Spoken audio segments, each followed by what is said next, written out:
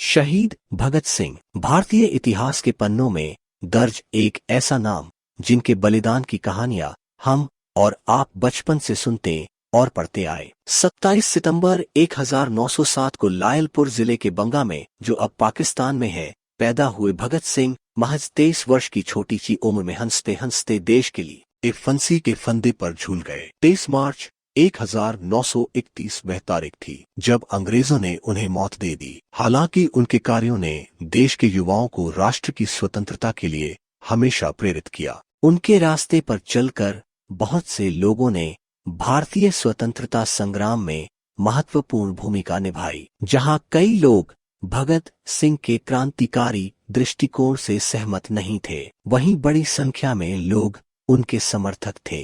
ऐसे में इतिहास के पन्नों को पलटते हुए उनसे जुड़े कुछ रोचक तथ्यों को जानना दिलचस्प रहेगा।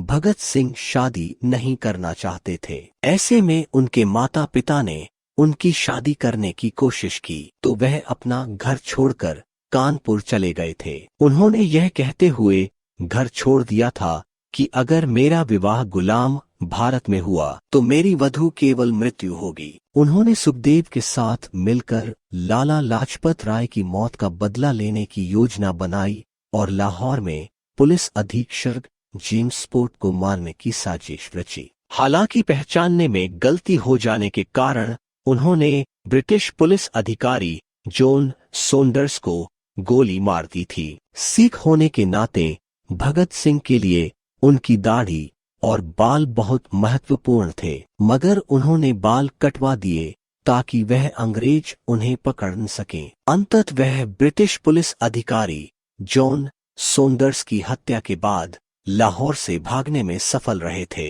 ब्रिटिश पुलिस अधिकारी जॉन सॉन्डर्स की हत्या के करीब 1 साल के बाद भगत सिंह और बटुकेश्वर दत्त ने दिल्ली के सेंट्रल असेंबली हॉल में बम फेंके और इनकलाब जिंदाबाद के नारे लगाए। साथ ही इस बार उन्होंने खुद को गिरफ्तार हो जाने दिया। जेल के अंदर भी भगत सिंह का क्रांतिकारी रवैया कायम रहा। उन्होंने आक्रामक तरीके से भारत की स्वतंत्रता के लिए कैदियों को प्रेरित किया और अंग्रेजों को नाको चने चबवा दिए। अपने मुकदमे की सुनवाई के समय उन्होंने अपना कोई बचाव पेश नहीं किया, बल्कि इस अवसर का इस्तेमाल उन्होंने भारत की आजादी की योजना का प्रचार करने में किया। उनको मौत की सजा 7 अक्टूबर 1930 को सुनाई गई, जिसे उन्होंने निर्भय होकर सुना। जेल में रहते हुए उन्होंने विदेशी मूल के कैदियों के साथ अच्छा व्यवहार करने की मांग की। उनके साथ इलाज में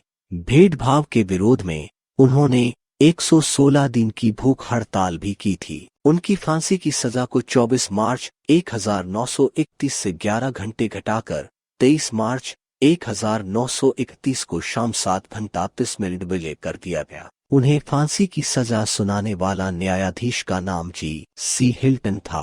दरअसल ऐसा कहा जाता है कि कोई भी मजिस्ट्रेट उनकी फांसी के समय उपस्थित रहने को तैयार नहीं था। उनकी मौत के असली वारंट की अवधि समाप्त होने के बाद एक जज ने वारंट पर हस्ताक्षर किए और फांसी के समय तक उपस्थित रहे। लोगों का कहना है कि भगत सिंह हंसते हंसते फांसी पर चढ़ गए और ब्रिटिश साम्राज्यवाद का नाश हो, यह उनके द्वारा ब्रिटिशों के खिलाफ अंतिम नारा था। कहा जाता है कि भगत सिंह की आखिरी इच्छा थी कि उन्हें फांसी पर लटकाने की जगह गोली मारकर मौत दी जाए, मगर अंग्रेजों ने उनकी इस इच्छा को नहीं माना। इस तरह भारत के सबसे प्रसिद्ध स्वतंत्रता सेनानी को केवल 23 साल की उम्र में फांसी दी गई। उनकी मृत्यु ने सैकड़ों लोगों को स्वतंत्रता आंदोलन में भाग लेने के लिए प्रेरित किया।